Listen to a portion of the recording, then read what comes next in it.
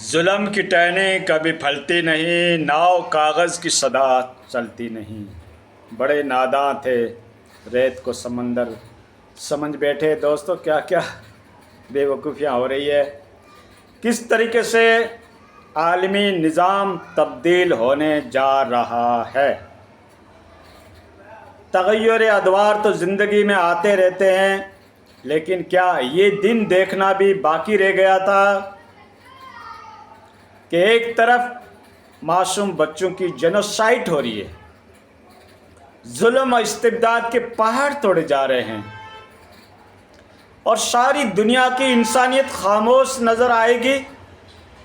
جنہوں نے human right watch بنا رکھا تھا، جنہوں نے ایمنسٹی انٹرنیشنل بنا رکھا تھا، جنہوں نے بچوں کے لیے یونیسیف کی تنظیمیں بنا رکھی تھی، جنہوں نے UN کی سیکورٹی کونسل بنا رکھی تھی، جنہوں نے دنیا کے اندر عدالتیں بنا رکھی تھی، جنہوں نے دنیا کے اندر جج اور منصف بیٹھا رکھے تھے، کیا یہ دن بھی دیکھنا باقی تھا کہ ساری دنیا تماشا آرائی بن جائے گی، سارے انسان مصنوعی نظر آئیں گے، ایک طرف بچے، بوڑھے، عورتوں کے اوپر اس طریقے کی جینوسائڈ ہوتی رہے گی، اور دنیا کی ساری عدالتیں اور دنیا انسان کی تنظیمیں خاموش نظر آئے گی۔ اس طریقے کا دن دیکھنا باقی تھا، یہ حالات کو بھی آبزرو کرنا باقی تھا، اور ہو رہا ہے۔ فلسطین کی سرزمین کے اوپر آپ دیکھیے، ساری زمین اس وقت فلسطین مظلوم کے خون سے رنگین بن چکی ہے، نہ ان کے کھانے کا ذریعہ ہے، نہ ان کے لیے پینے کا ذریعہ ہے، نہ سر چھپانے کے لیے آشیانے کا ذریعہ ہے، نہ ہاسپٹلس باقی رہی، نہ تعلیمی ادارے باقی رہے، نہ ان کے گھر باقی رہے، نہ ان کی ہاسپٹلیں باقی رہی۔ ساروں کو ڈسٹروائے کر دیا، تباہ کر دیا، برباد کر دیا۔ ان لوگوں نے جو کہتے ہم دنیا میں انصاف کریں گے، ان لوگوں نے جو کہتے ہم دہشت گردی کو دنیا سے ختم کریں گے، ان لوگوں نے جو کہہ رہے تھے کہ جینوسائڈ کے خلاف آوازیں اٹھے گی، مقدمہ چلے گا، ان کو کیس میں گھسیٹا جائے گا، آج انہی کے ہاتھوں سے یہ سارا کام انجام دیا جا رہا ہے، سپر طاقتوں کے ذریعے سے، جن کے پاس دنیا کی عدالتیں تھیں، جن کے پاس دنیا کا انصاف تھا، جو دنیا کے پنچ کہلاتے تھے، جو دنیا کی قیادت ان کے ہاتھ میں تھی، جن کے ہاتھ میں دنیا کی صدارت تھی، آج وہی جینوسائڈ کرنے کے اوپر قوم اٹھ آئی ہے۔ تو بس اس قوم کا تو اللہ ہی مالک ہے۔ یہ تمہارے اعمال کا نتیجہ ہے، یہ تمہاری غفلت کا نتیجہ ہے، یہ تم نے جو بچوں کو ٹیکنالوجی نہیں سکھایا اس کا نتیجہ ہے، یہ عالمی اسباب ہے۔ اور اللہ نے تمہیں پہلے بھی کہہ دیا تھا کہ جب تک تم اسباب اختیار نہیں کرو گے ہم آپ کی مدد نہیں کریں گے۔ عالمی اسباب ہے، اللہ کے نبی نے سبب اختیار کیا، جنگوں کو جا کر فرنٹ لائن کے اوپر گائیڈ کیا، اسلحہ اپنایا، صحابیوں کی فوج بنائی، یہ اللہ کے نبی کا مشن ہے۔ تمہارے لیے تو وہ آئیڈیل شخصیت ہے نا، قرآن کے ترجمان کون، قرآن کی تعلیمات کو بتانے والے کون، مسلمانوں کے پاس آئیڈیل شخصیت کون، یہ سارا سوال میں آپ سے کر رہا ہوں۔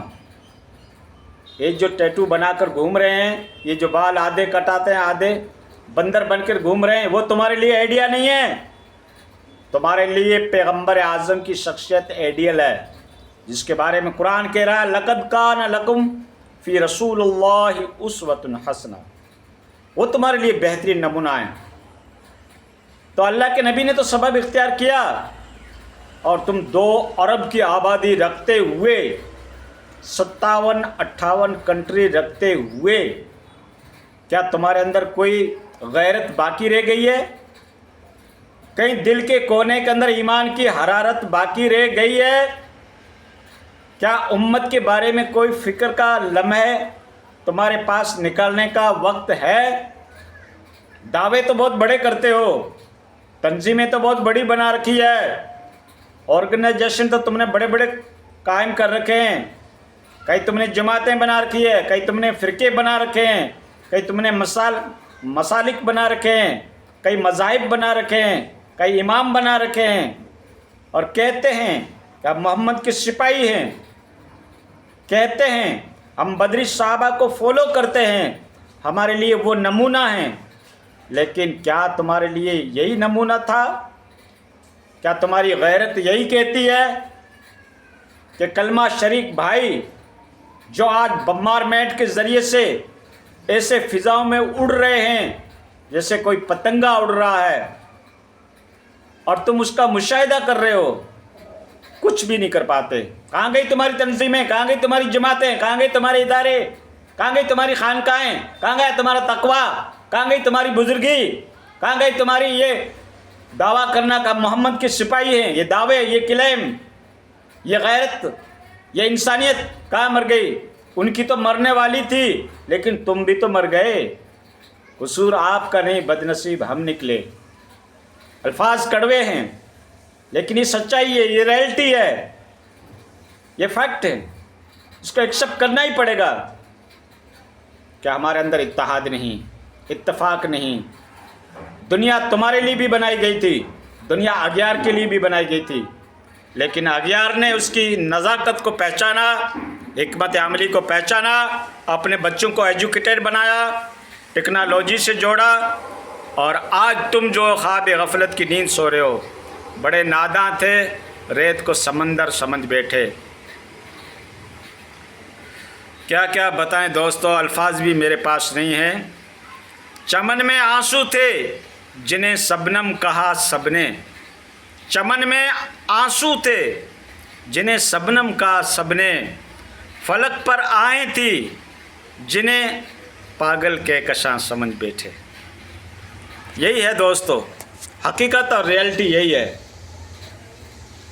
अल्लाह से दुआ करो, अवाम का तो ये फ़र्ज़ है कि अल्लाह से दुआ करो, कुनूत नाज़िला पढ़ो जम कर, जो नबी ने तुमको तरीक़ा बताया है। तुम्हारे पास कुछ नहीं बचा है तो तुम्हारे पास ज़बान तो बची है, दिमाग तो बचा है, आँखें तो बची है, और ये भी नहीं बची है तो बस फिर तुम्हारा खुदा ही मालिक है।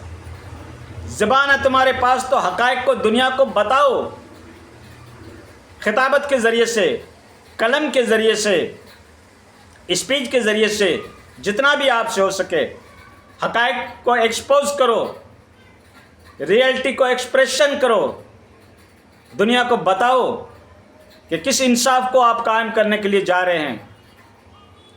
लेकिन उनके तो दिमाग ही पागल हो गए, उन्होंने कैसे टैरिफ लगाए, खुद ही बर्बाद हो गए, दुनिया को भी बर्बाद कर दिया, और जाते जाते मज़लूमीन की आहें जो है वो सबको बर्बाद कर बैठेगी। कल क़यामत के दिन उन्होंने अगर तुम्हारे हुक्मरानों का गरिबान पकड़ लिया तो ये 57-58 कंट्रियाँ क्या जवाब देगी? अल्लाह के नबी को क्या जवाब देगी? और क्या तुम्हारे कायदीन जवाब देंगे जो उम्मत के कायद बनकर वाइट कपड़े पहनकर ऐसी गाड़ियों में घूम रहे हैं, तरह तरह के मुर्गो मुसल्लम खा रहे हैं, और रब को कल क्या जवाब देंगे? ठीक है दोस्त, बस किसके सामने रोया जाए और किसको सुनाया जाए? अल्लाह ही मालिक है इस कौम का।